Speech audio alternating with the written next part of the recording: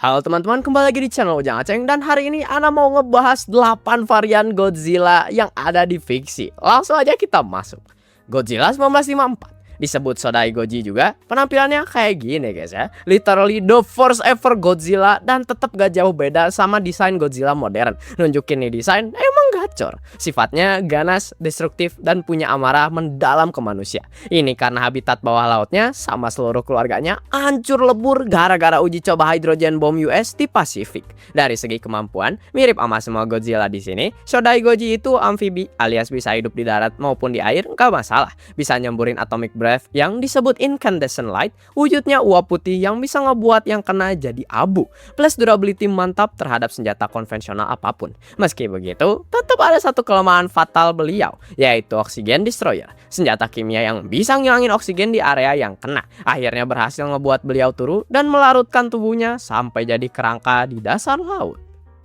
Legendary Godzilla varian Monsterverse penampilannya kayak gini. Godzilla ini yang mungkin semua orang paling familiar di zaman modern ya guys ya. Selain Godzilla Minus One, sifatnya benar-benar perwujudan puncak predator yang menyendiri. Kalau secara sifat beliau perwujudan apex predator, kalau secara alami beliau ini disebut alpha predator alias penyeimbang alam yang biasanya nggak peduli sama manusia atau makhluk apapun selama nggak diganggu, tapi bakal jadi agresif tanpa basa-basi kalau ada yang nantangin tahtanya. Godzilla ini amfibi dengan durability tubuh kuat banget, bisa selamat dari ledakan nuklir point blank, literally di mukanya. Bukannya hancur jadi debu, malah tambah kuat pula. Legendary Godzilla bisa nembakin atomic breath biru yang saking kuatnya bisa nembusin kerak bumi sampai nyampe Hollow Earth. Bisa ngeluarin thermonuclear pulse juga alias wujud burning Godzilla versi legendary, sampai bisa berevolusi jadi evolved Godzilla. Udah kayak Goku cowok, tiap form berubah warna.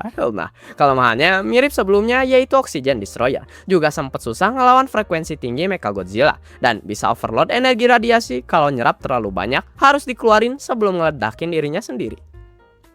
Shin Godzilla, dipanggil juga Shin Goji, desainnya berevolusi lewat 5 wujud. Form pertamanya udah kayak full buntut doang. Lanjut ke yang kedua mulai kayak kadal tapi masih kayak gini. Form ketiganya mirip T-Rex dan udah bisa berdiri. Form keempatnya yang paling ikonik penampilannya. Form klasik Godzilla setinggi 118,5 meter ditemenin strik merah di sekujur tubuhnya yang udah kayak kebakar. Dan form kelimanya berubah jadi monster humanoid setelah berevolusi. Jauh banget ya guys ya. Shin Godzilla kayaknya salah satu yang paling menderita. Beliau bergerak lambat konstan kayak zombie yang terus-menerus ngerasain siksaan rasa sakitnya sendiri, dan baru bereaksi dengan murka kalau terluka parah. Asalnya dari hewan laut purba yang mutasi ekstrim di dasar laut gara-gara mengonsumsi limbah radioaktif ilegal yang dibuang manusia sejak tahun 1950-an. Selalu manusia ya guys ya yang salah. Kemampuannya beliau yaitu bisa adaptasi dan berevolusi reaktif cepet banget. Dalam hitungan jam doang beliau bisa berubah form, plus bisa ngefokusin energi nuklirnya jadi atomic breath laser ungu yang bisa ngeratain area sekitar.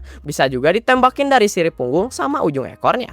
Kelemahannya yaitu sistem pendingin tubuhnya rentan. Ketika terlalu panas alias overheating tubuhnya, Shin Godzilla harus masuk hibernasi paksa. Ditambah kecepatannya yang lambat, akhirnya berhasil dilumpuhin permanen pakai injeksi paksa zat koagulan darah ke dalam mulutnya.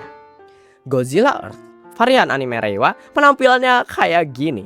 Waduh guys ya, dengan tinggi 318 meter. Sifatnya cerdas, pasif, dan tenang sebagai perwujudan kehendak bumi. Beliau cuma bangun dan agresif kalau peradaban maju manusia atau ancaman luar bumi beneran ngeganggu keseimbangan bumi. Asalnya dari evolusi ekstrim organisme berbasis tanaman yang nyerap logam selama ribuan tahun, sampai akhirnya nyampe akhir hukum seleksi alam dan ngedominasi ekosistem bumi selama 20.000 tahun. Gak ngotak. Kemampuannya banyak. Ada asymmetric permeable shield alias semacam tameng terbuat dari medan elektromagnetik, ada regenerasi jaringan instan, atomic breath-nya bentuk gelombang partikel bermuatan, bisa ngeluarin electromagnetic pulse, super oscillatory wave, sampai bisa masuk form Scarlet Godzilla yang membara buat nyedot energi musuh kayak Ghidorah. Kelemahannya ada beberapa, kayak atomic breath-nya yang bisa dipantulin sama Mothra, juga energi beliau bisa diserap kayak waktu sama Ghidorah. Ada juga senjata anti Godzilla kayak EMP Harpoon yang bisa ngebuat Godzilla lumpuh sementara. Burning Godzilla alias Heisei Godzilla penampilannya kayak gini. kulitnya menyala dan terus-terusan ngeluarin uap panas karena jantung nuklirnya lagi ngalamin meltdown. Sifatnya bener-bener gak stabil dan jauh lebih agresif dari biasanya karena energi internalnya yang meluap nyebabin rasa sakit luar biasa yang gak berhenti-berhenti. Asalnya dari Heisei Godzilla yang tubuhnya nyerap radiasi badak abis deposit uranium di Pulau Baas meledak dan micu reaksi berantai yang nggak bisa dikendaliin, kemampuannya nambah berkali-kali lipat. Kekuatan fisik naik drastis, bisa nembakin burning atomic breath alias atomic breath tapi on steroid, ngeluarin infinite nuclear pulse yang bisa ngalatain area sekitar sama regenerasi yang jauh lebih cepat. Kelemahan fatalnya, ya tubuhnya sendiri yang jadi time bomb. Kalau suhu tubuhnya nyentuh derajat tertentu, beliau bakal ngalamin meltdown total yang bisa ngelelehin kerak bumi. Beliau akhirnya turun dengan cara meleleh setelah energinya terkuras habis ngalahin Destoroyah. Godzilla in Hell. Varian Godzilla dari komik Godzilla in Hell, desainnya beda-beda karena banyak ilustrator ya guys ya.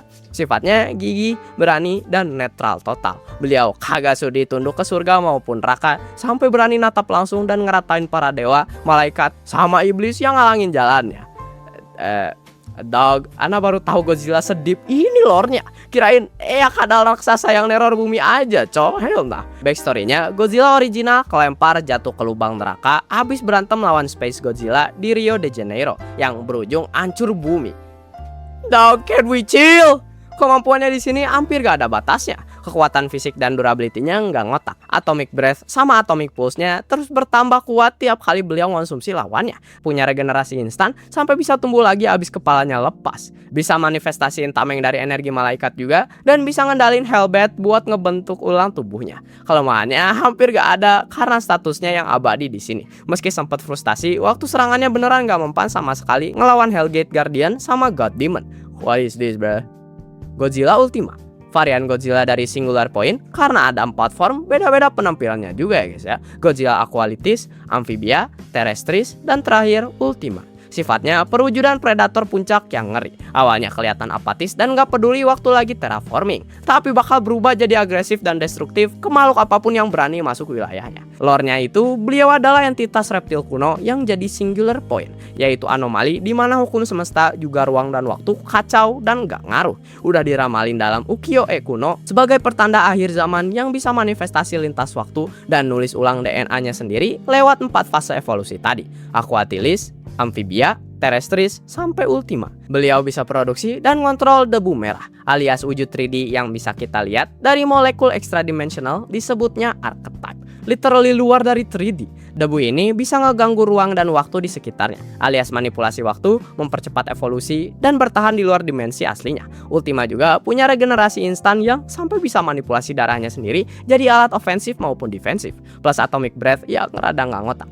Beliau akhirnya dilenyapin total abis Jet Jaguar ngeaktifin kode final Orthogonal Diagonalizer yang ngerubah seluruh tubuh Ultima sama semua debu merah di sekitarnya jadi kristal biru. Tapi tetap singular point-nya masih ada, cuma avatarnya aja yang turun ya guys ya. Godzilla Marvel Comics.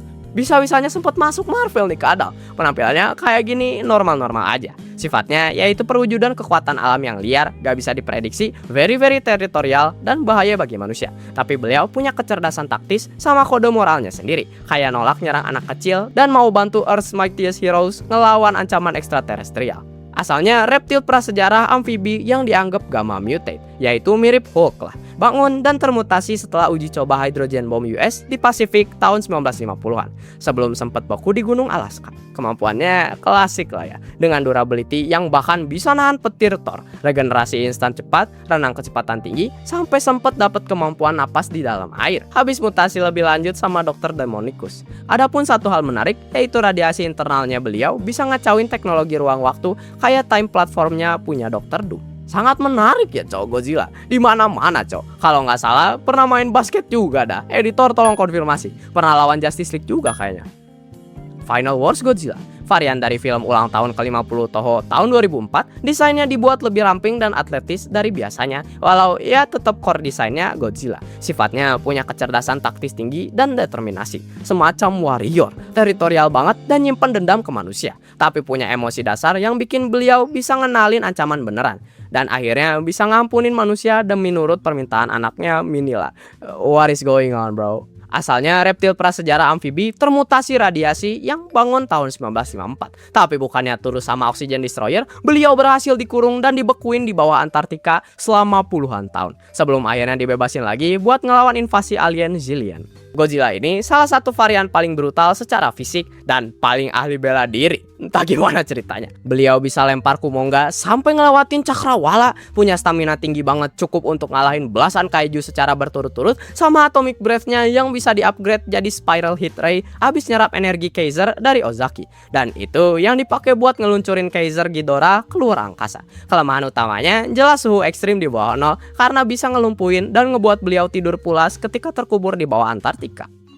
Godzilla Minus One. Ini salah satu Godzilla modern dan filmnya gacor sih. Awalnya beliau berwujud teropoda raksasa mirip T-Rex di Pulau Odo. Tapi abis mutasi, wujudnya jadi kayak gini. Sifatnya manifestasi murni dari trauma, amarah, dan dendam yang gak kenal ampun. Benar-benar teritorial dan secara ekspresif numpahin kebenciannya dengan ngeratain manusia tanpa ampun. Karena yang ngerasain sakit konstan dari mutasinya itu juga gara-gara manusia. Mutasi ekstrim ini disebabin gelombang panas dan radiasi dari uji coba bom atom US di Operation Crossroads di atol Bikini tahun 1946, sekaligus pemicu adanya Bikini Bottom juga ya guys.